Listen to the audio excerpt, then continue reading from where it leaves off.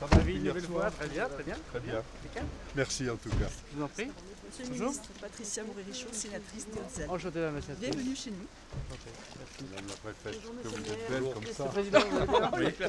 Il n'y a que la foi qui sauve. Disait le grand Belge. Le RSA, la difficulté du RSA, il y avait la difficulté économique.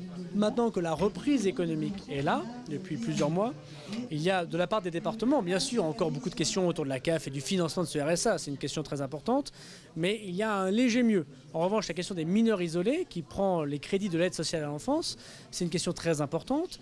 Il y a une explosion parfois de ces crédits, si j'ose dire, des mineurs isolés, parce que des départements frontaliers, comme le vôtre, sont au contact direct d'accueil des migrants. Voilà, et notamment de gens qui se disent mineurs et qui parfois ne le sont pas.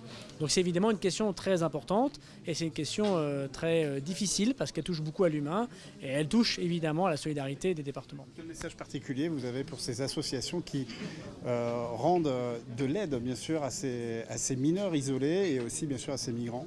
D'abord, je voudrais saluer leur travail parce que nous avons tous un devoir de bienveillance, d'accompagnement, de solidarité vis-à-vis de la misère et vis-à-vis de ceux qui traversent des espaces naturels très difficiles pour venir dans notre pays. Et puis en même temps, je veux aussi leur dire que l'État, s'il est bienveillant, doit aussi être ferme et ils doivent nous accompagner dans cette fermeté.